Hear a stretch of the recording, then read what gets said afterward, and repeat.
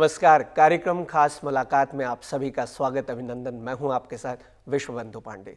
दर्शकों, इस कार्यक्रम में हम खास शख्सियत और विशिष्ट व्यक्तित्व से आपकी मुलाकात कराते हैं जो समाज के लिए प्रेरणा हो। आज हम ऐसे ही खास व्यक्तित्व से मूर्धन्य विद्वान, बहुआयामी प्रतिभा के धनी श्री देव सुमन उत्तराखंड विश्वविद्यालय के कुलपति रहे, उत्तराखंड तकनीकी विश्वविद्यालय और HNB चिकित्सा शिक्षा विश्वविद्यालय के कुलपति रहे और वर्तमान में SGRR यूनिवर्सिटी देहरादून के कुलपति professor doctor US Rawat ji से आपकी मुलाकात कराएंगे। लेकिन सबसे पहले आइए जानते हैं उनके बारे में।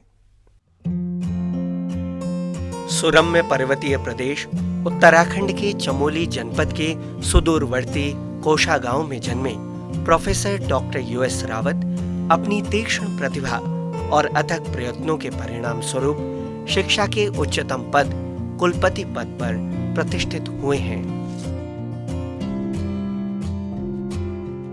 पहाड़ी गांव के एक साधारण बालक की तरह ही प्रोफेसर रावत की प्रारंभिक शिक्षा गांव में ही हुई। इन्होंने विज्ञान में स्नातकोत्तर उपाधि राजकीय महाविद्यालय गोपेश्वर से प्राप्त कर गढ़वाल विश्वविद्यालय श्रीनगर गढ़वाल से जंतु विज्ञान में PhD की उपाधि प्राप्त की। नित नया करने की उत्कृष्ट मेधा के धनी डॉक्टर रावत ने संघ लोक सेवा आयोग की प्रतिष्ठित परीक्षा को पास कर केंद्रीय कृषि मंत्रालय में एक कीट विज्ञानी के रूप में अपने करियर की शुरुआत की। विज्ञान एवं शिक्षण के अनेक उच्च पदों पर कार्य करते हुए आपने अनेक शोध परियोजनाओं का संचालन किया। राष्ट्रीय एवं अंतर्राष्ट्रीय स्तर की अनेक प्रतिष्ठित शोध पत्रिकाओं में आपके अनेक शोध पत्र प्रकाशित हुए हैं। साथ ही अब तक विभिन्न विषयों पर आपकी 8 से अधिक पुस्तकें प्रकाशित हो चुकी हैं। हेमवती नंदन बहुगुणा केंद्रीय विश्वविद्यालय, बाबा साहेब अम्बेडकर केंद्रीय विश्वविद्यालय लखनऊ, बनारस हिंदू विश्वविद्यालय जैसे प्रतिष्ठित विश्वविद्यालयों के कुलसचिव के रूप में कार्य संपन्न करने के उपरांत प्रोफेसर रावत ने श्री देव सुमन उत्तराखंड विश्वविद्यालय के संस्थापक कुलपति के प्रतिष्ठित पद को सुशोभित किया। डॉक्टर US रावत हेमवती नंदन चिकित्सा शिक्षा विश्वविद्यालय व उत्तराखंड तकनीकी विश्वविद्यालय के कुलपति रह चुके हैं और वर्तमान में SGRR यूनिवर्सिटी के कुलपति पद को सुशोभित कर रहे हैं। प्रोफेसर डॉक्टर रावत के उत्कृष्ट शैक्षणिक, प्रशासनिक एवं समाज सुधार के कार्यों के लिए इन्हें उत्तराखंड रत्न जैसे अनेक पुरस्कारों से सम्मानित किया गया है। वर्ष 2018 में इन्हें उत्तराखंड के सर्वश्रेष्ठ कुलपति के लिए उत्कृष्टता शिक्षा पुरस्कार से भी सम्मानित किया गया है। निश्चित रूप से प्रोफेसर डॉक्टर US रावत प्रतिभा, सेवा, समर्पण और सम्मान के अप्रतिम उदाहरण और प्रेरणा के अद्वितीय स्रोत हैं।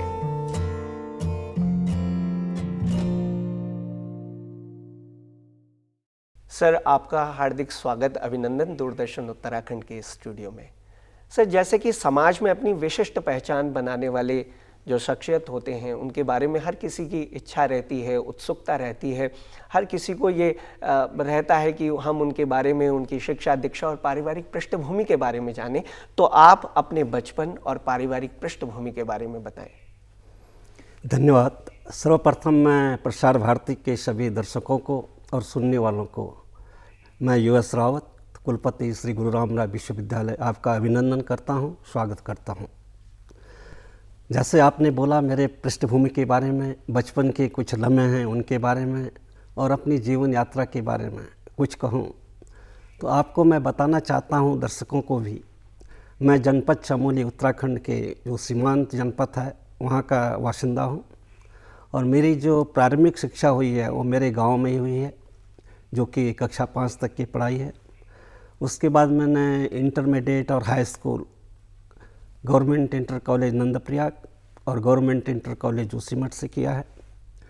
MSc और BSc की पढ़ाई मेरे जनपद चमोली का जो मुख्यालय गोपेश्वर है वहाँ के गवर्नमेंट PG कॉलेज से हुआ है और PhD की पढ़ाई मैंने जो है गढ़वाल यूनिवर्सिटी से ही की है। लेकिन मेरा जो कार्य क्षेत्र रहा है वो FRI में और सोलन जो हिमाचल प्रदेश का एरिया है उसमें मैंने काम किया है, जो कि हमारे सेब के जहाँ बगीचे हैं, कीड़े हैं, जहाँ सेब को नुकसान करते हैं, उनको बिना पेस्टिसाइड का, केमिकल का यूज़ किए हुए आप जैविक या जो बायो कंट्रोल के मेथड से कैसे कंट्रोल करते हैं, इस पर मेरा एक कार्य रहा है। तो ये तो मेरे एक एजुकेशन के बारे में एक भूमिका रही है। अब जहाँ तक आपने परिवार के बारे में बात की है, तो मेरा परिवार एक सामान्य परिवार रहा है, जैसे कि गढ़वाल परिप्रेक्ष्य में होता है। सभी के मेरे ख्याल से वहाँ पर उस समय की जो एक परंपरा थी, एक सर्वसाधारण परिवार में मेरा जन्म हुआ है। लेकिन पढ़ाई लिखाई का कुछ एक विषम परिस्थितियों से गुजर करके मंजिलें हमने हासिल की है।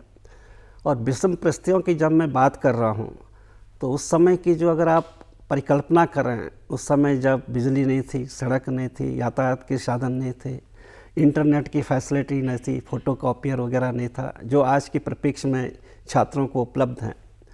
और जहाँ तक उस समय की अगर मैं याद करूँ ढंग से, तो हम लोगों ने उस समय जो कैरोसिन ऑयल आता था, लालटेन वगैरह, उसके द्वारा पढ़ाई की है। कभी कभी कैरोसिन ऑयल भी उपलब्ध नहीं होता था, तो जो हमारे यहाँ चीड़ के जंगल होते हैं, उसकी जो लकड़ियाँ होती हैं, उसको एक रेजिन पदार्थ उसमें आता है जो कि आग पकड़ता है और उससे उजाला काफ़ी फैलता है। तो उसकी सहायता से हम लोगों ने पढ़ाई की है।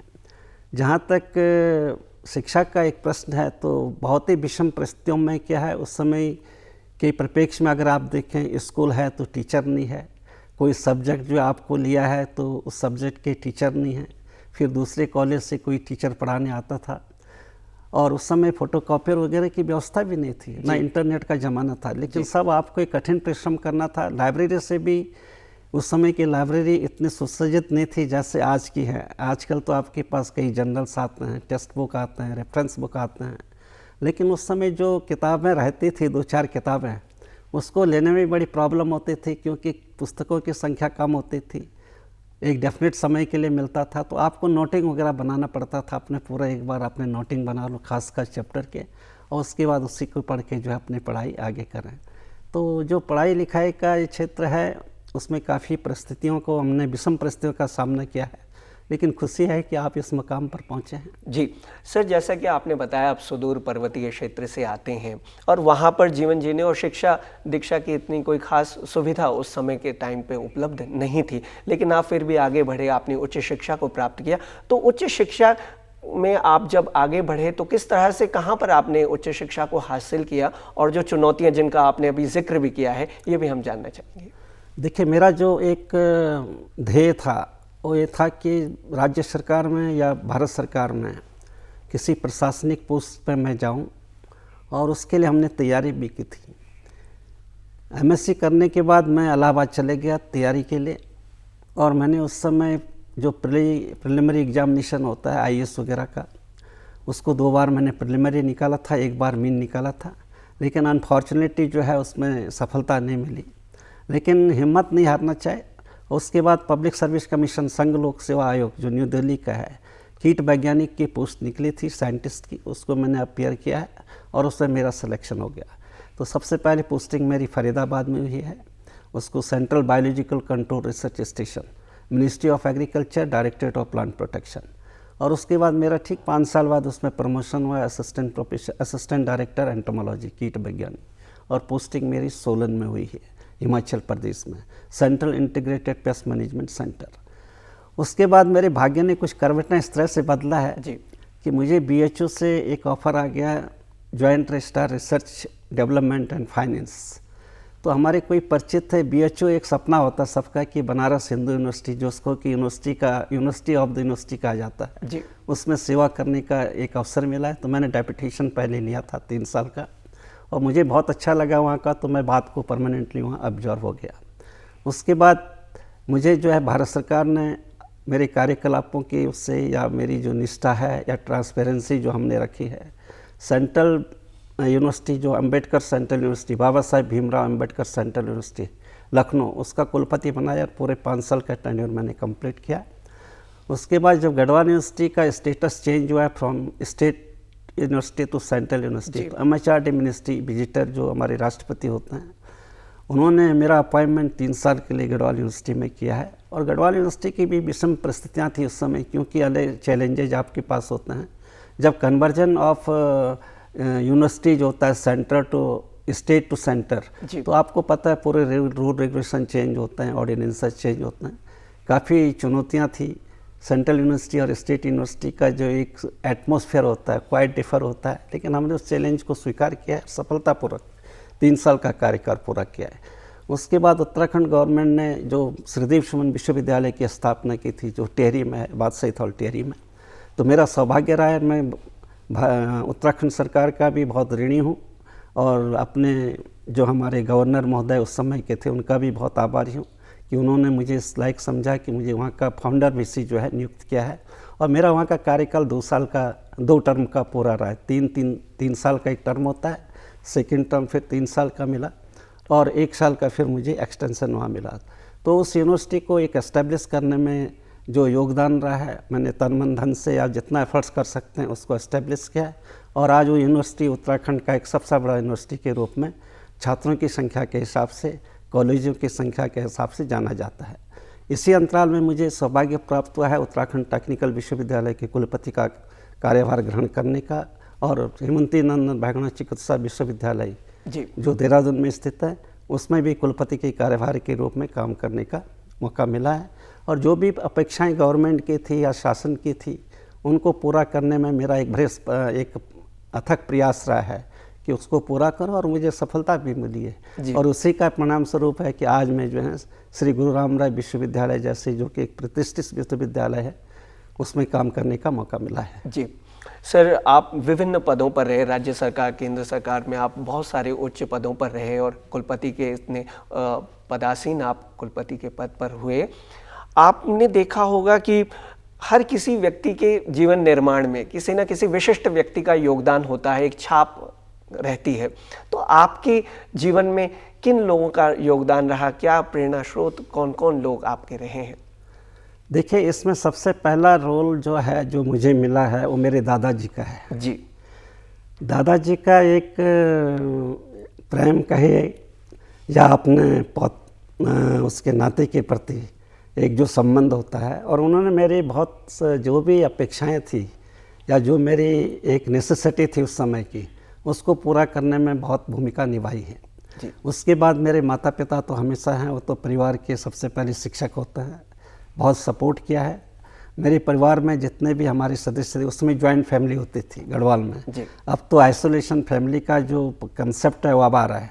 पहले पहाड़ों में जो था एक जॉइंट फैमिली होती थी, तो मेरे चाचा वगैरह जो हैं उनका बहुत योगदान रहा है, उन्होंने मुझे इसका भी सपोर्ट किया है। तो ये तो मेरे पारिवारिक जनों का सपोर्ट है। और सबसे मेन सपोर्ट इसमें जो मुझे मिला है, एक उत्तरदायित्वों को एक्सेप्ट करने की जो एक चैलेंज होती है, जिज्ञासा होती है, वो मेरे धर्मपत्नी से मिला है। क्योंकि उन्होंने मुझे हर समय जो है प्रोत्साहित किया है और आगे बढ़ने में बहुत महत्वपूर्ण भूमिका निभाई है। और आजकल के परिप्रेक्ष्य में मेरी बिटिया जो कि ऑलरेडी डॉक्टर है, MBBS MS उसने की है, गायनी की है, और एक गायनेकोलॉजिस्ट के नाते भी, एक पिता पुत्री के संबंध के नाते भी मुझे हर जगह जो है एक निर्देशक की भूमिका में उपलब्ध रहती है। और अगर आप किसी विशेष व्यक्तित्व की बात कर रहे हैं तो मैं अपने जीवन में 2-3 लोगों से बहुत प्रभावित हुआ हूँ जिनको कि मैं अपना आदर्श मानता हूँ। उसमें से हमारे एक, आपने R.S. टोलिया का नाम सुना होगा, जो कि चीफ सेक्रेटरी भी रहे हैं, उन्होंने मुझे बहुत प्रोत्साहित किया है। दूसरा R.B.S. Rawat, doctor R.B.S. Rawat, तो मुझे बार बार जब मैं इलाहाबाद में था चिट्ठियाँ लिखते थे, आप कैसे तैयारी करनी है, इस ढंग से तैयारी करनी है और इसको आपको आगे बढ़ाना है। और इसके अलावा मेरे जितने भी टीचर रहे हैं, जो विशेषकर मेरे एक जो directorate of plant protection government of India में हमारी जो निदेशक थे डॉक्टर A.D. पवार, जो हिमाचल के थे, उन्होंने बहुत सहयोग किया है, मोटिवेट किया है, और रिसर्च एक्टिविटीज़ में जो भी फंडिंग वगैरह था पूरा सहयोग उन्होंने किया है। उत्तराखंड के परिप्रेक्ष्य में अगर आपके सहयोग की बात आती है तो आपको बिना सहयोग के आप आगे नहीं बढ़ सकते हैं, या बिना आप मोटिवेशन के आगे नहीं बढ़ सकते हैं जो आपको मोटिवेट करता है। तो इसमें बहुत सारे लोगों का योगदान रहा है, शासन स्तर से भी। तो ये मेरा सौभाग्य है कि मुझे उत्तराखंड में भी काम करने का मौका मिला है और पारिवारिक जनों के जितना सहयोग है, शासकीय सहयोग है और अपनों जनों का जो आपके आदर्श है, उनके सहयोग से हम आगे बढ़े हैं। अब्दुल कलाम आज़ाद जो हमारे भूतपूर्व राष्ट्रपति थे, वो मेरा प्रेरणा सूत्र हैं। जी सर, जैसे कि आपने जिक्र भी किया, आज के समय में और जब हम छोटे होते हैं तो जब बचपन बीतता है उसके बाद में एजुकेशन लेते हैं, हायर एजुकेशन की ओर जाते हैं, तो आपके मन में क्या सपना था? क्या आपको ये था कि मुझे शिक्षा के ही क्षेत्र में जाना है या किसी अन्य क्षेत्र में भी आपकी रुचि थी? इस पर आप क्या कहेंगे? देखिए, मेरा जैसे मैंने आपको बताया कि पहला तो मेरा एक सपना था या एक रुचि थी कि प्रशासनिक सेवा में जाऊँ जी। लेकिन एमएससी करने के बाद जब मैंने सोचा कि रिसर्च एक्टिविटीज़ में भी बहुत अच्छे स्कोप जी, शिक्षण क्षेत्र, तो मेरा एक मोटो है जो चेंज हो गया। मैंने पीएचडी में दाखिला लिया है और उसके बाद मुझे जो है मेरे जो सपने थे वो साकार हुए हैं कदम कदम पर। तो ये मेरा एक सपना इसलिए भी साकार हुआ है कि क्योंकि अगर आपकी रुचि हो, अभिलाषा हो और कर्मठता की आपके प्रति एक लगन हो, भावना हो, तो वो मंजिलें दूर नहीं होती, आप उसको प्राप्त कर सकते हैं। तो यही मेरा एक लक्ष्य रहा है और लक्ष्य को सोचा नहीं था बीसी बनेंगे, लेकिन लक्ष्य अवश्य था कि रिसर्च में कंट्रीब्यूशन करेंगे, हायर एजुकेशन के क्षेत्र में जितना योगदान दे सकते हैं वो देने की चेष्टा करेंगे। जी सर, इतने व्यस्ततम कार्यक्रमों में आप रहते हैं तो परिवार के लिए और अपने जो खास तरह के ये जो खाली समय रहता है, इसके लिए समय कैसे निकालते हैं घर पर? देखिए, ये मेरे लिए एक बहुत ही एक कठिन प्रश्न आपने पूछा है जी, क्योंकि मैं जब से सर्विस में आया हूँ तो हमेशा मेरा कार्यकाल जो रहा है वो बिल्कुल परिवार को समय नहीं दे पाता, जी, नहीं दे पाया हूँ और अभी भी मैं उतना नहीं दे पाता हूँ। उसका रीज़न यह है कि मेरे लिए सबसे पहले मेरा कर्तव्य था, मेरा काम था और उसके बाद मेरा परिवार था। तो जब तक मैं जो असाइन टास्क नहीं दिए गए आपको, चाहे गवर्नमेंट के हो, सेंट्रल गवर्नमेंट में हो, स्टेट में हो या प्राइवेट में हो, उस टास्क को पूरा करना पहला कर्तव्य है, वो मेरा उत्तरदायित्व भी है। उसके बाद परिवार को टाइम देना, और परिवार को जहाँ तक टाइम देने की बात है कम समय दे पाता मैं, और कभी यदा कदा जब मुझे टाइम मिलता है तो उसमें 3-4 प्रकार के रीजन्स होते हैं। एक तो जब हमारे गांव में धार्मिक कार्यक्रम होते हैं तब मैं फैमिली के साथ जाता हूँ, पूजा पाठ वगैरह होता है, वो एक मेरा एक अस्तित्व से जुड़ा हुआ रिश्ता है, तो मैं उसके लिए जो है समय देता हूँ। दूसरा, कभी जैसे छुट्टियाँ हो जाएगी, कभी बच्चे की छुट्टी हो जाती थी या कभी मैडम ने बोल दिया भाई आप लोग समय नहीं दे पाते हैं, तो मैं एक ट्रिप जो है कहीं का कर लेता था, साउथ का कर दिया या कहीं पहाड़ का कर दिया और या किसी ऐसे स्थान का कर दिया जो कि हमने देखा नहीं था कभी, तो उन्हीं के साथ ये होते। कभी मार्केटिंग चले गए, मॉल में चले गए, लेकिन बहुत कम ऐसा समय आता है। तो परिवार की तरफ ज़्यादा ध्यान मेरा गया नहीं है, ज़्यादातर ध्यान मेरा जो गया है अपने उद्देश्य कर्तव्यों की तरफ गया है। और मैं बहुत आभारी हूँ अपने परिवार का, फैमिली का भी, जो जानते हैं मेरी परिस्थितियों को कि जो आपका कर्तव्य है वो पहला है, उसके बाद हम है। लेकिन समय मिलने पर ज़रूर परिवार के साथ व्यस्त रहता हूँ, उनके साथ ही छुट्टियाँ बिताता हूँ या कभी जहाँ घूमने जाना हो जाता हूँ। जी सर, आप विभिन्न विश्वविद्यालयों में कुलपति और कुलसचिव के पद पर भी रहे हैं। बनारस हिंदू विश्वविद्यालय की बात हो या फिर गढ़वाल की बात हो, गढ़वाल यूनिवर्सिटी, सेंट्रल यूनिवर्सिटीज़ की बात हो, तो आपने स्टेट यूनिवर्सिटीज़ और सेंट्रल यूनिवर्सिटीज़ इन दोनों ही विश्वविद्यालयों में आपने काम किया है। तो किस तरह का अनुभव रहा है आपका इन दो तरह के जो विश्वविद्यालय हैं, स्टेट लेवल के और सेंट्रल लेवल के? देखिए, जहाँ तक विश्वविद्यालयों का प्रश्न है, चाहे स्टेट व सेंटर हो, तो आपका मुख्य उद्देश्य होता है विश्वविद्यालय का कि बच्चों को जो है हायर एजुकेशन के क्षेत्र में एक क्वालिटी एजुकेशन देना है, और क्वालिटी एजुकेशन के साथ उनको जो है चरित्र निर्माण की भावनाएं भी उनमें उत्पन्न कराना है, विकसित करना, और इसके साथ साथ जो है एक राष्ट्रीयता की भावना भी उसमें जागृत करना होता है। तो एक जनरल कंसेप्ट है सभी विश्वविद्यालय का। और आपने कहा सेंट्रल यूनिवर्सिटी, स्टेट यूनिवर्सिटी या प्राइवेट यूनिवर्सिटी, देखिए प्रत्येक यूनिवर्सिटी का अपना जो है एक एक्ट एंड इंस्टीट्यूट्स होता है, एक रूल रेगुलेशन होता है, उसी के हिसाब से काम करते हैं। लेकिन जहाँ तक अंतर की बात है तो मुझे लगता है कि अवश्य सेंट्रल यूनिवर्सिटी में जो एक लड़के को सुविधा मिलती है वो स्टेट यूनिवर्सिटी से बहुत ज़्यादा है।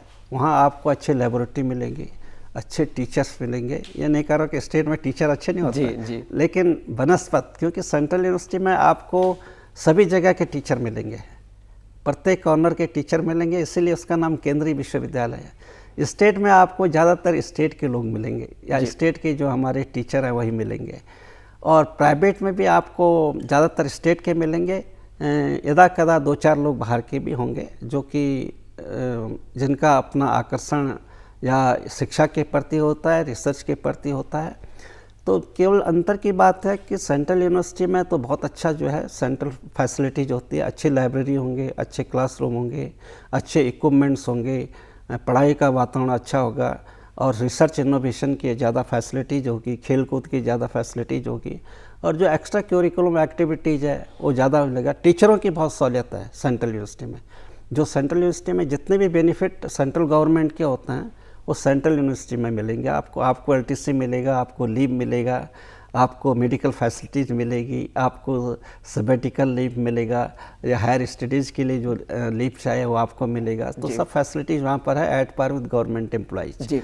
स्टेट में ये सुविधा जो है वो कम है एम्प्लॉयज़ के, टीचरों के लिए इन्हें गिने फैसिलिटीज़ है, लेकिन उतनी फैसिलिटीज़ नहीं है जो सेंट्रल यूनिवर्सिटी। क्या आपको लगता है कि अब हम इन सुविधाओं को स्टेट लेवल पर भी आगे कर रहे हैं और आगे बढ़ रहे हैं? नहीं, बिल्कुल करना चाहिए। इसलिए करना चाहिए कि जब टीचरों का कर्तव्य और उनका एक ड्यूटीज रिस्पॉन्सिबिलिटी सेम है जी, तो मुझे लगता है कि फैसिलिटीज़ भी सेम देनी चाहिए। लेकिन उसमें स्टेट गवर्नमेंट के पास कुछ प्रॉब्लम आ जाती है, फाइनेंशियल क्रंच जिसको बोलते हैं जी। तो सेंट्रल गवर्नमेंट के पास काफ़ी financially central government is sound, तो उस स्टेट गवर्नमेंट में उतनी सुविधाएं या उतना पैसा रिसोर्सेज हम जनरेट नहीं कर पाते हैं। लेकिन फिर दूसरी प्रॉब्लम जो है कि अगर रिसोर्सेज के होते हुए भी हमारे यहाँ पर जो है रूल रेगुलेशन जो है उस हिसाब से फ्लेक्सिबल नहीं है जिस हिसाब से सेंटर में है जी। तो यहाँ पर बहुत कड़ी से आपको गुजरना पड़ेगा। स्वायत्तता का जहाँ तक प्रश्न है स्टेट में कम है। सेंट्रल यूनिवर्सिटी में टोटली जो कह सकते हैं कि जो एक्सेप्ट जो आपके पॉलिसी मैटर हैं उसको छोड़ करके वाइस चांसलर को फुल पावर होता है। स्टेट में उससे थोड़ा कम है और प्राइवेट में तो ज़्यादातर मैनेजमेंट इसको कंट्रोल करता है। लेकिन उत्तराखंड के प्रपेक्ष में आपको एक चीज़ मैं बताऊं, उत्तराखंड में जो प्राइवेट यूनिवर्सिटीज़ हैं स्पेशली जो देहरादून या हल्द्वानी वगैरह में, उनकी स्थिति जो है बहुत अच्छी है। और कोई university so at par with central university है जिनको कि A+ ग्रेड मिला हुआ है नेक के द्वारा जी। सर, शिक्षा और समाज के लिए किए गए जो विशिष्ट कार्य हैं उनसे हम अवगत होना चाहेंगे, हमारे दर्शक भी जानना चाहेंगे शिक्षा और समाज के लिए जो कार्य हुए। देखिए, शिक्षा और समाज का एक अटूट संबंध है जी। बिल्कुल, उस शिक्षा का कोई महत्व नहीं है जो समाज के लिए उपयोगी न हो। बिल्कुल, और समाज के लिए वही शिक्षा उपयोगी हो सकता है जब आप शिक्षा की पद्धति को चेंज करें। उनका जो सिलेबस है, क्यूरिकुलम है, एक्टिविटीज़ है, उसको आप समाज की आवश्यकताओं के हिसाब से उसका निर्माण करें और उसी कॉन्टेक्स्ट में आप बच्चों को शिक्षा दें। तभी तो शिक्षा जो है समाज के लिए कार्यदायक हो सकता है, लाभदायक हो सकता है। अदरवाइज वो शिक्षा केवल कागज़ों में रह जाएगी, कागज़ों के पन्नों में रह जाएगी। आपको डिग्री मिलेगी, आप डिग्री लेके फिर जॉब के लिए ढूंढेंगे और आजकल आपको जॉब मिलना भी बड़ा मुश्किल है। तो ऐसी शिक्षा का कोई लाभ नहीं है जी। शिक्षा वही उपयोगी होता है जो समाज के सभी वर्गों को मिले, समाज के लिए उपयोगी हो, समाज में जो मानव जाति है उसके लिए भी उपयोगी हो, और जो हमारे इन्वायरमेंट वगैरह है, जो परिस्थितियाँ आप कह सकते हैं इकोलॉजिकल सिस्टम है जी, उसको भी मजबूत करने में जो है अपनी भूमिका निभाएं। सर, वर्तमान उच्च शिक्षा की जो दिशा और दशा है तो इसके बारे में आप क्या कहना चाहेंगे? देखिए, वर्तमान उच्च शिक्षा की जहाँ पर आपने बात की तो इसका परिप्रेक्ष्य या परिदृश्य पूरी रूप से अब चेंज हो गया है जी। अगर आपने सुना होगा कि न्यू एजुकेशन पॉलिसी 2020, तो इसमें बहुत सारे चेंजेस किए हैं जी एजुकेशन सिस्टम में, और इसमें 3-4 चीज़ों पर बहुत फोकस किया है। एक तो उसमें लोकल लैंग्वेजेस को जो हमारे प्राइमरी एजुकेशन तक है या हमारे जो इंटरमीडिएट तक के हैं, लोकल लैंग्वेजेस को महत्व दिया गया है। दूसरा जो हमारा योगिक साइंस है या योगा वगैरह का है, उसको ज़्यादा प्रेरित किया गया है, उसको ज़्यादा आगे बढ़ाया गया है ताकि लोग अपने को फिट भी महसूस करें, और जब आप स्वस्थ होंगे तभी आप जो है शिक्षा के प्रति अपने दायित्वों का भी निर्वहन एक स्वस्थ दिशा में कर सकते हैं। और तीसरा इसमें है कि चरित्र निर्माण की जो है वो बहुत इस पर प्रकाश डाला गया है कि वैल्यू एडेड कोर्सेज जी, आप इसको कैसे कर सकते हैं। आप पढ़ाई तो कर लेंगे लेकिन जब तक आपका चरित्र जो है उस पढ़ाई के समानांतर नहीं चले तब तक उसका कोई फ़ायदा नहीं है। अब आप जैसे सपोज फॉर एग्जांपल आप इंजीनियरिंग की कोर्स कर गए या डॉक्टरी की कोर्स कर गए और उसके बाद भी आपका चरित्र नहीं है, आपके प्रति राष्ट्र भावना नहीं है, तो जो आज आप देखते हैं ताइवान जैसे लोग पैदा हो रहे हैं वही है, वो भी इंजीनियर है, कोई अच्छे साइंटिस्ट है जिन्होंने शिक्षा ली है, लेकिन वो उनकी नकारात्मक सोच रही है और उसी का परिणाम ये होता है कि बॉम्बे जैसे कांड हो जाता है या आपका अमेरिकन टावर पर जो अटैक होता है उस तरह के कांड हो जाते हैं, या जो आजकल हम देखते हैं सरधड़ से अलग होने के काम होते हैं। तो ये चरित्र के अभाव में ये सब काम होते हैं। तो चरित्र की जो भूमिका है उस शिक्षा के साथ बहुत सार्थक होना चाहिए, तभी शिक्षा का एक उपयोगी और बिल्कुल हमें शिक्षा को लेकर के जीवन निर्माण और चरित्र निर्माण करना चाहिए। जी सर, आपने बहुत अच्छे ढंग से बताया। सर, आज की जो नई पीढ़ी है इसके लिए आप क्या संदेश देना चाहेंगे हमारे जो युवा साथी हैं? देखिए, युवा साथियों के लिए यह तो कि पहले तो आप अपना जो है एक एम ऑब्जेक्टिव को फोकस करिए और उसको फोकस करने के बाद आप उसके हिसाब से अपने विषयों का चयन करें। जी। और विषय जब आप चयन करते हैं और जो आपका उद्देश्य है उसको लेकर के आप प्रयत्नशील रहें, आपको आपकी मंजिल मिलेगी। और मंजिल मिलने के बाद ये नहीं कि आप जो है सरकारी नौकरी मिले। आजकल आपको पता है सरकारी नौकरियां बहुत कम है जी, ज़्यादातर आउटसोर्सिंग से ही नौकरी मिल रही है, या आपको कंपटीशन की भावना बहुत ज़्यादा हो गई है। वो डार्विन की थ्योरी है ना, survival of the fittest. Yes, जो सबसे ज़्यादा फिट होगा वही जी सर्वाइव करेगा लाइफ में। तो ऐसी शिक्षा का भी महत्व तो आजकल तो आपको जो है अपने अनुकूल जो आपका चॉइस है उसके अनुकूल आप लीजिए। और न्यू एजुकेशन पॉलिसी में इसका बड़ा अच्छा एक और उदाहरण दिया गया है कि स्किल डेवलपमेंट कोर्सेज। जी, स्किल डेवलपमेंट कोर्सेज आप अपने स्किल को कैसे इन्हेंस कर सकते हैं, जैसे कारपेंटिंग हो गया, मिशनिंग हो गया, या आपके इलेक्ट्रीशियन का हो गया, प्लम्बिंग का हो गया, या फैशन डिजाइनिंग का हो गया, या डिजास्टर मैनेजमेंट हो गए।